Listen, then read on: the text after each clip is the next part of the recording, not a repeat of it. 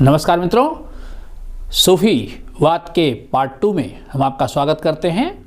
सूफीवाद का जो प्रकरण अपना चल रहा था उसके दूसरे भाग में आज हम आपके साथ चर्चा करने जा रहे हैं प्रमुख सूफी सिलसिले कौन थे और उनके प्रमुख संत कौन हैं, बेसरिया और बासरिया में क्या अंतर है, खानकाह का जीवन कैसा होता था, चिश्ती उपासना पद्धति क्या है, जो सूफियों की उपासना पद्धति है वो उपासना पद्धति कैसी होती थी, सूफी संप्रदाय के लोग, सूफी संप्रदाय के संत और राज्यों के बीच क्या संबंध रहे, इन बिंदुओं पर हम सिलसिलेवार चर्चा करेंगे। सबसे पहले हम सिलसिला के बारे में जान लें कि सिलसिला किसे कहते थे। मैंने इससे पूर्व वीडियो में आपको बताया था कि सिलसिला जंजीर की कड़ी को कहते हैं। जैसे जंजीर की कड़ियाँ एक दूसरे में जुड़ी होती हैं, इसी तरह मुर्शीद और मुरीद के बीच जो एक अटूट संबंध होता था उसको सिलसिले से व्यक्त करते थे। और सिलसिला की प्रथम कड़ी पैगंबर मोहम्मद से जुड़ती थी। लोगों का मानना था, सूफी संप्रदाय के जो संत थे उनका ये मानना था कि इस कड़ी के माध्यम से जो गुरु की कृपा है, जो उसका आशीर्वाद है, वो शिष्य तक पहुंचता है। तो ऐसे प्रमुख 12 सिलसिले सूफी संप्रदाय के हैं। सूफी संप्रदाय के प्रमुख 12 सिलसिले थे। अबुल फजल ने इसकी संख्या 14 बताई है। वैसे 12 सिलसिले थे और इन 12 सिलसिलों में से कुछ प्रमुख सिलसिले जिनका की प्रभाव भारत में पड़ा, जिनके संत भारत आए और उन्होंने भारत में सूफी संप्रदाय के अपने विचारधारा का प्रचार प्रसार किया, वो देखिए कौन सी शाखाएं थी, कौन से सिलसिले थे और उनके संस्थापक कौन थे। चिश्तिया शाखा, चिश्ती सिलसिला पहला है। चिश्ती शाखा या चिश्ती सिलसिला जिसके संस्थापक थे ख्वाजा अबू अब्दाल चिश्ती। इसके संस्थापक ख्वाजा अबू अब्दाल चिश्ती थे। शेख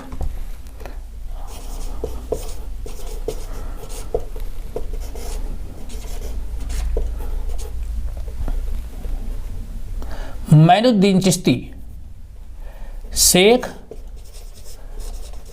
मैनुद्दीन चिश्ती जिनकी की दरगाह अजमेर में है, ये इस सिलसिले के प्रमुख संत हुए और इनकी वजह से चिश्ती सिलसिला भारत में बहुत पॉपुलर हुआ।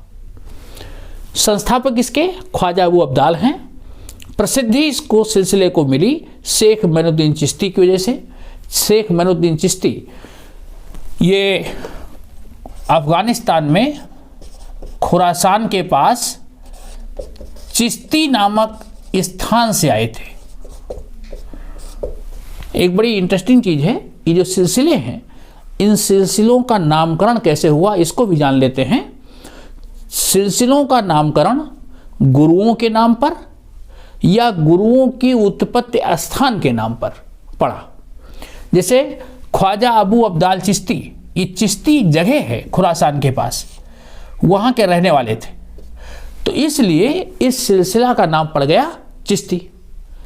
मैनुद्दीन चिश्ती साहब भी यही के रहने वाले थे, तो इनके द्वारा जो विचारधारा का प्रचार किया गया वो चिश्ती सिलसिला कहा गया। ओके, ख्वाजा मैनुद्दीन साहब भारत में 1190 में आए थे और 1190 से अपनी मृत्यु पर्यंत 1235 तक ये पहले लाहौर में रहे कुछ दिन, उसके बाद फिर आकर के इन्होंने अजमेर में अपना खानकाह बनाया, तो 1235 तक ये अजमेर में रहे। इन्हें ख्वाजा गरीब नवाज, इनके जो भक्त थे इनको ख्वाजा गरीब नवाज के नाम से जानते थे। हिंदुओं के प्रति बहुत सहिष्णु नीति थी। चिश्ती संप्रदाय के लोग या सूफी संप्रदाय के लोग प्रायः ये लोग एकेश्वरवाद में विश्वास करते थे और सर्वधर्म समभाव धार्मिक सहिष्णुता में विश्वास करते थे, इसलिए हिंदुओं के साथ साथ मुसलमान और दूसरे धर्म के लोग भी इनके शिष्य होते थे। चमत्कारी शक्तियाँ होती थी। तो ख्वाजा मोइनुद्दीन चिश्ती की बहुत लोकप्रियता थी और इस वजह से बहुत से हिंदू लोग भी इनके शिष्य थे और इनके अनुयायी इन्हें ख्वाजा गरीब नवाज के नाम से जानते थे। 1190 से लेकर 1235 तक इन्होंने अपनी विचारधारा का प्रचार प्रसार अजमेर में किया और इनकी जो प्रसिद्धि थी, इनकी जो चमत्कारी शक्तियाँ थी, इसकी वजह से बहुत से लोग इनके अनुयायी बन गए। इनकी जो दरगाह थी अजमेर, वो राजस्थान से गुजरात जाने वाले रास्ते पर पड़ती थी और धीरे धीरे जो इनकी जो दरगाह थी वो एक प्रसिद्धि का स्थान पा गई, व्यापारिक मार्ग पर भी स्थित थी और इनकी चमत्कारी शक्तियों की वजह से धीरे धीरे इनकी जो दरगाह थी वो धार्मिक आस्था का केंद्र बन गई। इनकी दरगाह पर आने वाला पहला जो शासक था वो मोहम्मद बिन तुगलक था। मोहम्मद बिन तुगलक इनकी दरगाह पर आने वाला पहला शासक था। बाद में 15वीं सदी में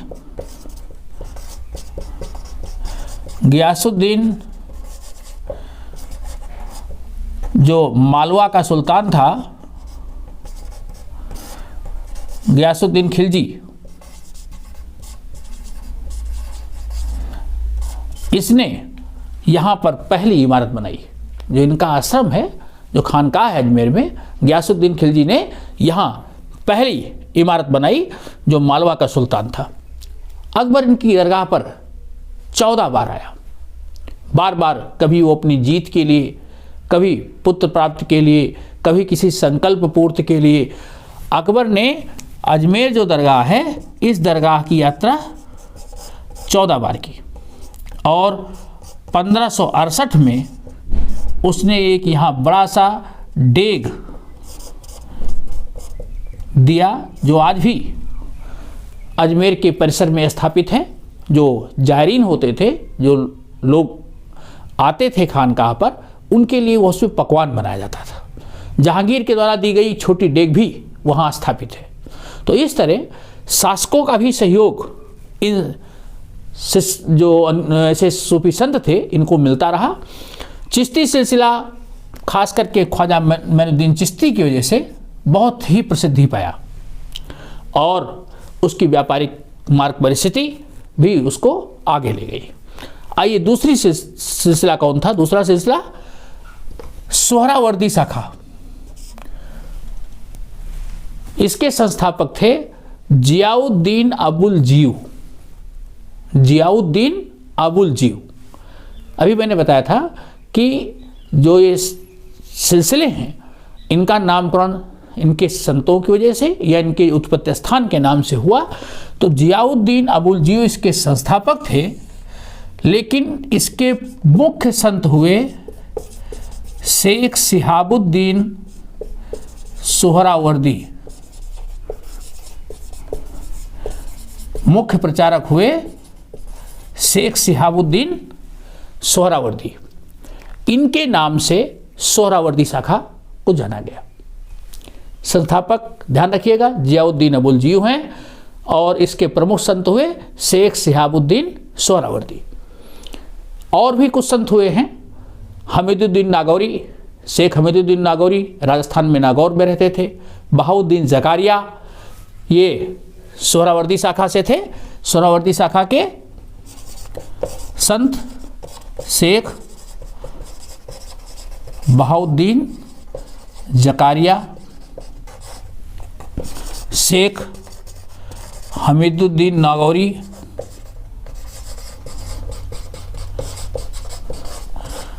ये दोनों सोहरावर्दी शाखा के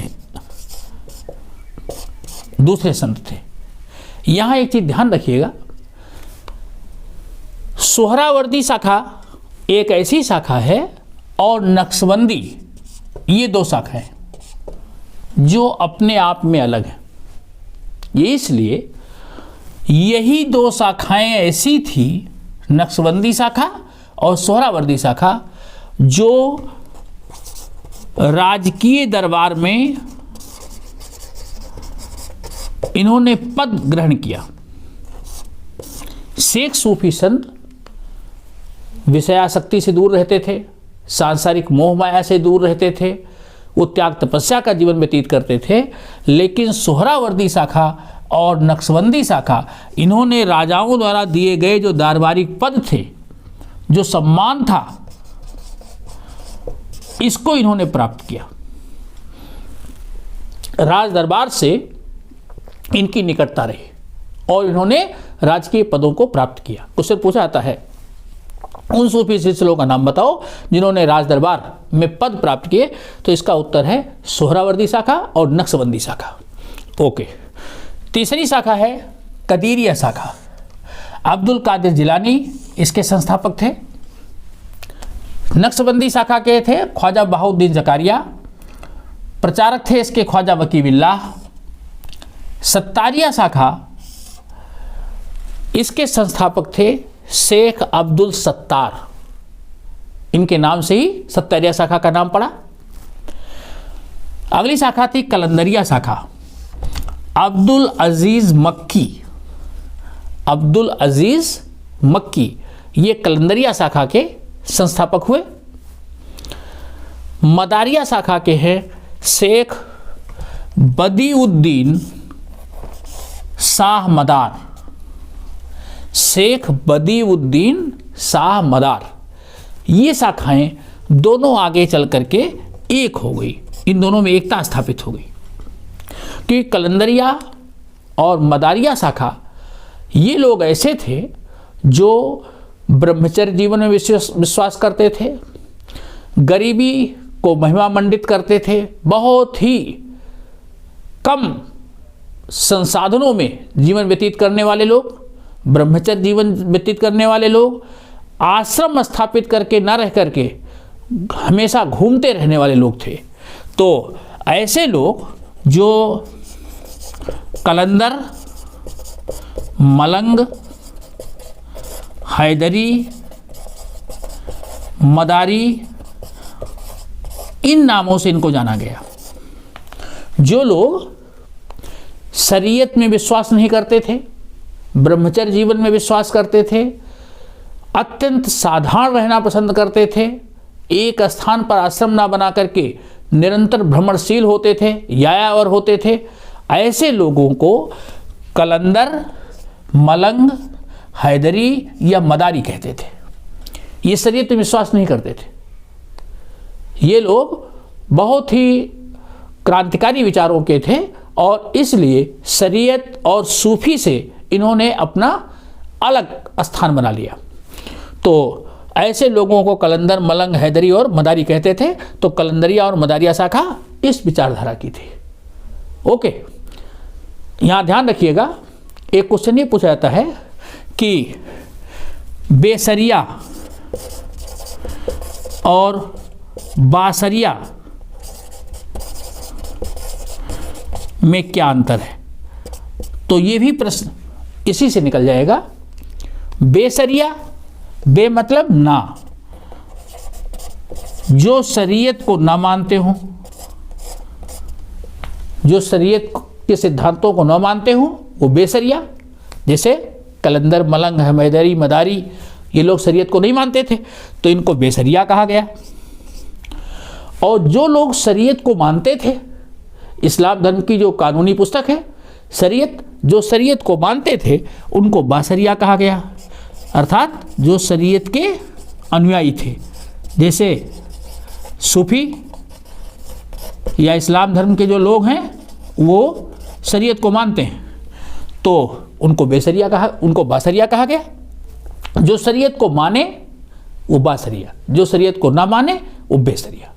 ओके, तो ये कुछ प्रमुख सूफी सिलसिले थे। इसमें एक प्रमुख सूफी संत का नाम आपने सुना होगा जो कि चिश्ती संप्रदाय के हैं। चिश्ती संप्रदाय के संस्थापक आपने देखा ख्वाजा अबू अब्दाल और मुख्य संत हुए शेख मोइनुद्दीन चिश्ती। शेख मोइनुद्दीन चिश्ती और इनके जो दूसरे अनुयायी हैं उनके नाम देख लीजिए। मोइनुद्दीन चिश्ती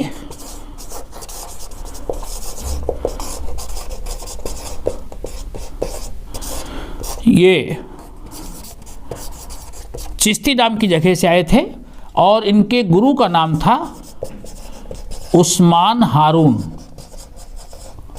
ये इनके गुरु थे, उस्मान हारून। इनके शिष्य हुए कुतुबुद्दीन बख्तियार काकी।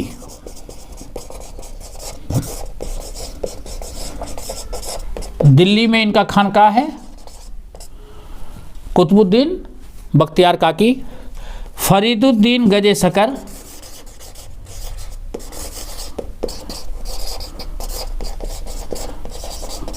या बाबा फरीद।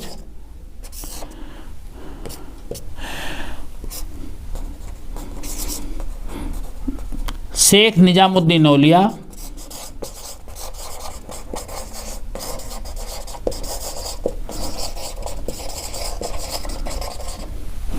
शेख निजामुद्दीन औलिया,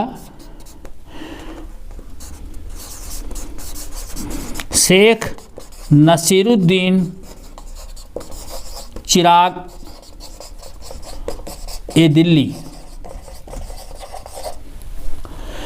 शेख नसीरुद्दीन चिराग ए दिल्ली, ये सब चिश्ती सिलसिला के प्रमुख संत हुए। शेख निजामुद्दीन औलिया को बहुत ही प्रसिद्धि निजामुद्दीन को मिली, जैसे मनुद्दीन चिश्ती साहब बहुत ही लोकप्रिय थे, इसी प्रकार शेख निजामुद्दीन औलिया भी अपने अनुयायियों में बहुत प्रसिद्ध थे। और इसीलिए इनके जो शिष्य थे, इनके जो अनुयायी थे, इन्होंने इनको सुल्तान उल मशेख, सुल्तान उल मशेख की उपाधि दी, जिसका अर्थ होता है सुल्तानों का सुल्तान, राजाओं का राजा। ऐसी बड़ी बड़ी उपाधियां इनके अनुयायियों द्वारा ऐसे संतों को दी गई। शेख निजामुद्दीन औलिया गियासपुर, दिल्ली में गियासपुर नाम का स्थान था, वहाँ उनका खानकाह था और वो बहुत ही प्रसिद्ध रहे। बहुत से जो तत्कालीन दिल्ली सल्तनत के शासक थे, उन्होंने उनकी निकटता प्राप्त करने की कोशिश की। साथ ही साथ गयासुद्दीन तुगलक एक ऐसा शासक था जिसके साथ शेख का संबंध अच्छा नहीं रहा। ऐसी भी जनश्रुति है कि गयासुद्दीन तुगलक की मृत्यु शेख निजामुद्दीन औलिया के अभिशाप के कारण हुई। तो इस प्रकार ये सूफी जो संत थे, ये अपनी चमत्कारिक शक्तियों के कारण, ईश्वर के निकटस्थ होने के कारण, आम जनता और साथ साथ राजाओं, शासकों, इनमें भी इनकी बड़ी प्रसिद्धि थी। और चूँकि ये धार्मिक सहिष्णुता की नीति पर विश्वास करते थे, इसलिए बड़ी संख्या में हिंदू प्रजा भी इनकी अनुयायी होती थी। आइए अब हम खानकाह के जीवन के बारे में, चिश्ती उपासना पद्धति और सूफी तथा राज्य के बीच में क्या संबंध था, उस पर चर्चा करेंगे। आइए अब हम चर्चा करेंगे कि सूफी जो खानकाह थे, उनका जीवन कैसा था, उनका नियंत्रण कैसे होता था, और जो सूफी साधना पद्धति है वो कैसी थी, सूफियों और राज्य के बीच किस प्रकार के संबंध थे। खानकाह जो थे,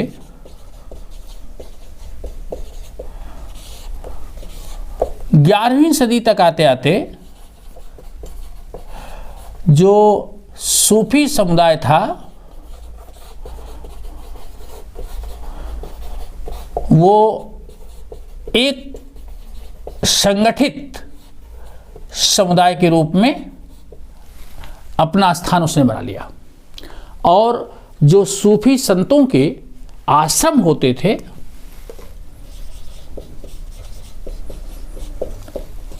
जहां सूफी संत, उनके अनुयायी ये रहते थे, उसको खानकाह कहते थे।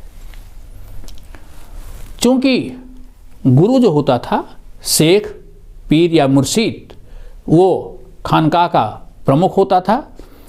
तो लोगों के बीच आपस में संबंध क्या होंगे, खानकाह का नियंत्रण कैसे होगा, ये सब उसके हाथ में था। तो मुख्य रूप से जो शेख होता था, शेख के हाथ में नियंत्रण होता था।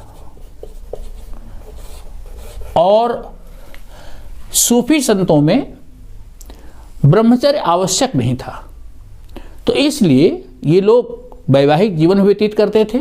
इनका परिवार भी खानकाह पर रहता था, तो शेख के रहने के लिए आवास होता था खानकाह पे, अनुयायियों के लिए आवास होता था, रुकने की व्यवस्था होती थी।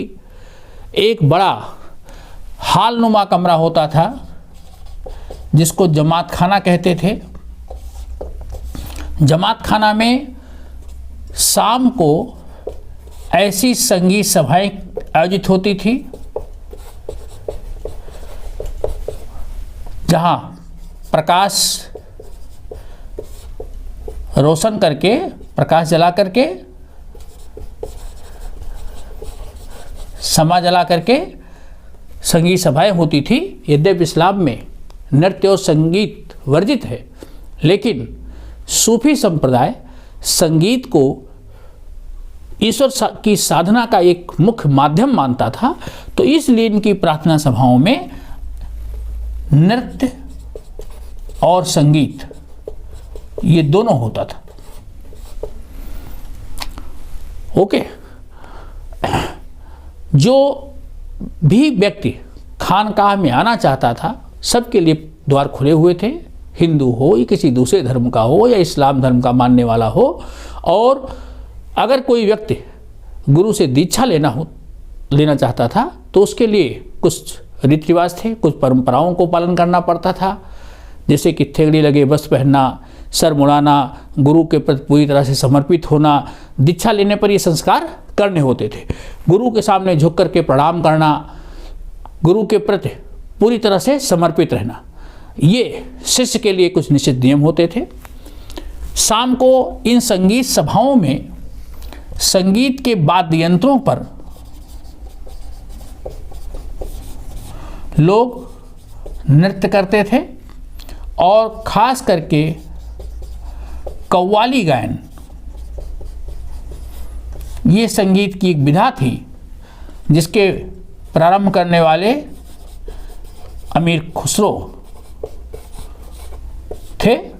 ये निजामुद्दीन औलिया के शिष्य थे अमीर खुसरो। इनको तोताए हिंद के नाम से भी जानते हैं। बहुत विद्वान व्यक्ति थे और इन्होंने सितार और तबला इसका आविष्कार भी किया। सितार और तबले के आविष्कार के लिए भी जाने जाते हैं। कव्वाली गायन से पहले कौल गायन, कौल की जो प्रथा है वो भी अमीर खुसरो ने प्रारंभ की। निजामुद्दीन औलिया के अत्यंत प्रिय शिष्य थे और इसीलिए निजामुद्दीन की मृत्यु के बाद इनकी भी तत्काल मृत्यु हो गई और गुरु और शिष्य दोनों की समाधियां एक ही परिसर में हैं। दिल्ली में आप जाएं तो निजामुद्दीन औलिया की दरगाह में दोनों बगल बगल इनकी समाधियां हैं। ऐसी संगीत सभाओं में कव्वाली का गायन शाम को होता था और कव्वाली गायन से पहले 4 पंक्तियां गाई जाती थी जिनको कि कौल कहते थे। ये परंपरा अमीर खुसरो के द्वारा प्रारंभ की गई। ईश्वर की गुणानुवाद इस कव्वाली में की जाती थी और वाद्य यंत्रों की थाप पर जो अनुयायी होते थे वो कंदील की रोशनी में झूमते थे, नाचते थे और ईश्वर में डूबना उनका उद्देश्य होता था। ईश्वर के प्रेम में डूब जाना संगीत और वाद्य यंत्रों के माध्यम से, जिससे कि कुछ क्षण के लिए वो ईश्वर में व्याप्त हो जाए। इस प्रकार की इनकी साधना पद्धति होती थी। कव्वाली गायन के साथ साथ सूफी संतों ने मसनवी नामक ऐसी जो बड़ी कविताएं थी इनको भी लिखा। सूफी संतों ने ऐसी मसनवी नाम की बड़ी कविताएं लिखी जिसमें कि अल्लाह की प्रशंसा की जाती थी और उस एक सत्य के बारे में वर्णन मिलता है। तो ये उनकी साधना पद्धति थी। जो भी व्यक्ति आश्रम में आता था उसका स्वागत होता था, उसको पीने के पानी की व्यवस्था होती थी और आश्रम में लंगर चलता था। सभी धर्म के लोग बिना किसी जात भेद के एक साथ बैठ कर के खाना खाते थे। इस परंपरा को लंगर कहते थे। और इस लंगर के लिए जो पैसा था, जो लंगर के लिए खर्च होता था, वो फुतू से प्राप्त होता था। फुतू मीन्स खैरात या दान में प्राप्त राशि। जो राजा महाराजा ऐसे अनुयायी गुरु को चीज़ें दान करते थे, धन संपत्ति दान करते थे, अनाज दान करते थे, जमीन दान करते थे, उससे जो प्राप्त होने वाला जो कुछ भी आय थी उससे इस लंगर का खर्च चलता था। राजाओं महाराजाओं द्वारा बहुत सी धन संपत्ति, जमीन ऐसे गुरुओं को जो दी गई, गुरु उसका प्रयोग अपने लिए नहीं करते थे। वो सारी धनराशि का उपयोग आश्रम की व्यवस्था, आने वाले लोगों के लिए लंगर की व्यवस्था, इन कार्यों में खर्च होती थी। क्योंकि सभी जो संत थे इस अत्यंत सादगीपूर्ण और पवित्र जीवन जीने वाले थे, इसलिए सांसारिक मोह माया इन चीज़ों से दूर रहते थे। कई संतों ने दरबार के पट ठुकरा दिए और इन संतों की जो रचनाएं हैं, इन संतों की जो लोकप्रियता है, इसीलिए इतनी ज़्यादा हुई। बाबा फरीद की रचनाओं को गुरबाणी में सम्मिलित किया गया, गुरु ग्रंथ में सम्मिलित किया गया। शेख निजामुद्दीन औलिया, मोइनुद्दीन चिश्ती ऐसे संत हुए जिन्होंने दरबार के द्वारा दिए गए बड़े पदों को भी उन्होंने ससम्मान वापस कर दिया। तो इस तरह से आश्रम में साधना की पद्धति शाम को नृत्य और संगीत के माध्यम से होती थी। आश्रम की व्यवस्था, लंगर चलता था सबके खाने के लिए, और फुतुह जो दान में प्राप्त सामान आता था उससे होता था। ओके, गुरुओं ने कुछ भारतीय परंपराओं को अपना लिया, जैसे कि गुरु के सामने सबको झुक करके प्रणाम करना होता था, दंडवत प्रणाम करना होता था, सर के बाल मुड़वाने पड़ते थे जब दीक्षा का संस्कार होता था। तो ये कुछ भारतीय परंपराओं को भी उन्होंने अपनाया। अब चिश्ती उपासना पद्धति इस प्रकार की हो गई। सूफियों और राज्य, इनके बीच संबंध कैसे थे? मैंने बताया कि जो सूफी थे वो प्रायः सादगीपूर्ण जीवन जीने वाले थे, सादगीपूर्ण जीवन में विश्वास करते थे, संयमित जीवन में विश्वास करते थे। इसलिए दरबार से उन्होंने दूरी बना के रखी। लेकिन दरबार से दूरी का मतलब ये नहीं था कि राजा के द्वारा दिया गया जो मान सम्मान था, जो दान आदि थी, उसको नहीं लेते थे। वो लेते थे और उसको आश्रम की व्यवस्था में खर्च करते थे। राजा लोग भी इनकी निकटता प्राप्त करने का प्रयास करते थे। क्यों? क्योंकि इन सूफी संतों को वली या औलिया माना जाता था, अत्यंत चमत्कारी शक्तियों के मालिक थे। ऐसी मान्यता थी कि ईश्वर के निकटस्थ होते हैं, इसलिए राजा महाराजा इनकी निकटता प्राप्त करना चाहते थे। इनको अपने आश्रम के कुतुबुद्दीन काकी को, शेख कुतुबुद्दीन काकी को इल्तुतमिश ने अपने दरबार के पास स्थान देने के लिए उनको अनुरोध किया, लेकिन उन्होंने उसको ठुकरा दिया। उन्होंने अपना आश्रम दूर बनाया। तो इस तरह से बहुत से संतों की निकटता राजाओं ने प्राप्त करने की कोशिश की, क्योंकि उनका मानना था इस माध्यम से उनका भी कल्याण हो जाएगा। और कुछ शासकों ने तो अपनी समाधियां इन संतों की समाधि या इन संतों के आश्रमों के पास अपनी बनवाई, जिससे कि उनकी कृपा उन्हें प्राप्त हो सके। खास करके जो दिल्ली सल्तनत के शासक थे वो इनकी निकटता इसलिए भी प्राप्त करना चाहते थे, शासक इनकी निकटता इसलिए भी प्राप्त करना चाहते थे क्योंकि उस समय इस्लाम में उलेमाओं का प्रभाव बहुत ज़्यादा था। उलेमा इस्लाम धर्म के धार्मिक विद्वान और धर्मगुरु होते थे। वो शासकों को भारत में इस्लामिक परंपरा और इस्लामिक कानून लागू करने के लिए बार बार बाध्य करते थे, और जबकि भारत में अधिकांश जनसंख्या हिंदू धर्म की थी। शासक इस बात को समझते थे कि अगर भारत में इस्लामी परंपराओं को लागू किया गया तो विद्रोह हो सकता है। उलेमा लोगों के द्वारा बार बार दबाव डाले जाने पर भी राजाओं ने उलेमाओं की काट, उलेमाओं से बचने के लिए ऐसे सूफी संतों का सहारा लिया, क्योंकि ये सूफी संत ये मानते थे कि उनकी जो आध्यात्मिकता है वो ईश्वर से प्राप्त है। सूफी संत कट्टर नहीं थे। सूफी संत इस्लामिक परंपराओं को जबरदस्ती लागू करने की कोशिश नहीं करते थे। वो सूफी संतों का कहना था कि ईश्वर की जो कृपा है, ईश्वर का जो प्रभाव है वो सब पर बराबर है।